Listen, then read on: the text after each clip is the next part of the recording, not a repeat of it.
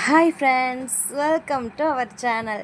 இதுவரை நம்ம சேனலை சப்ஸ்கிரைப் பண்ணலன்னா சப்ஸ்கிரைப் பண்ணிக்கோங்க. வாங்க வீடியோக்குள்ளே போகலாம். இன்றைக்கி என்ன செய்ய போகிறோன்னா, ஆட்டோட தலை இருக்குல்ல, அந்த கறி தான் செய்ய போகிறோம். அதாவது தலைக்கறி குழம்பு.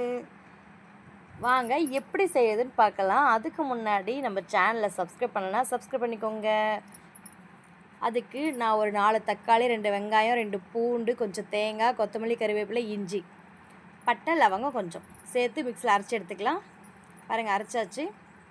அந்த ஆட்டோட தலை இருக்குல்ல, அதை வெட்டி எடுத்துகிட்டு வந்துருக்காங்க. அதை வந்து நம்ம தண்ணி ஊற்றி ஒரு 2-3 டைம் அலசி எடுத்துக்கலாம். இப்போ வந்து குக்கர் வச்சு குக்கர் சூடானதும் எண்ணெய் கொஞ்சம் தாராளமாக சேர்த்துக்கோங்க. இப்போ வந்து சீரகமும் சோம்பும் சேர்த்துக்கலாம்.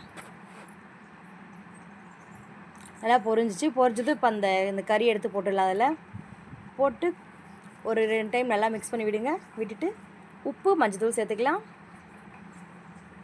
இப்போ நல்லா மிக்ஸ் பண்ணணும். அப்போ அந்த உப்பும் வந்து மஞ்சத்தூளும் வந்து நல்லா மிக்ஸ் ஆகிற அளவுக்கு கறியில் மிக்ஸ் பண்ணிக்கணும். இப்போ நல்லா மிக்ஸ் பண்ணியாச்சு. இப்போ வந்து மட்டன் மசாலாவும் சேர்த்து கொஞ்சம் மிக்ஸ் பண்ணிவிட்டு குழம்பு மிளகாய் தூள் சேர்க்கணும். இது வந்து பார்த்திங்கன்னா குழந்த பிறந்திருக்குல்ல, அவங்களுக்குலாம் தருவாங்க. எதுக்காகனா குழந்தைக்கு தலை சீக்கிரம் நிற்கும் சொல்லிட்டு இந்த தலைக்கறி குழம்பு தருவாங்க.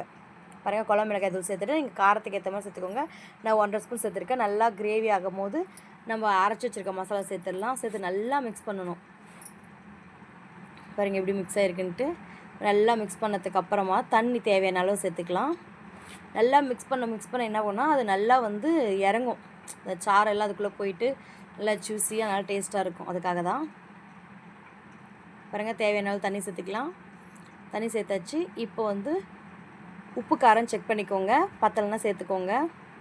சேர்த்துட்டு அந்த ஒரு கொஞ்ச நேரம் கழித்து இந்த கொதி வரும்ல, கொதி வர்றப்போ கொத்தமல்லி, கறிவேப்பிலை சேர்த்துக்கலாம். வாசனைக்காக தான் நான் ஃபஸ்ட்டு மசாலாவில் போட்டு அரைச்சிருவேன். சேர்த்து அப்படியே வந்து குக்கரை மூடி ஒரு 10 விசில் விட்டுறலாம். அப்போ தான் அது வந்து கறி நல்லா வேகும். அதுக்காக தான்.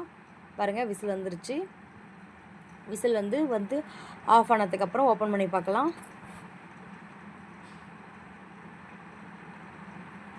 பாருங்கள், அப்படியே எண்ணெய் மேலே மிதக்க தலைக்கறி குழம்பு ரெடி ஆகிடுச்சு. அப்படியே மிக்ஸ் பண்ணிங்கன்னா சூப்பரான சுவையான ஒரு ஆட்டு தலைக்கறி குழம்பு ரெடி. ட்ரை பண்ணி பாருங்கள், வேறு லெவலில் இருக்கும். பாய் ஃப்ரெண்ட்ஸ், நெக்ஸ்ட் வீடியோவில் பார்க்கலாம்.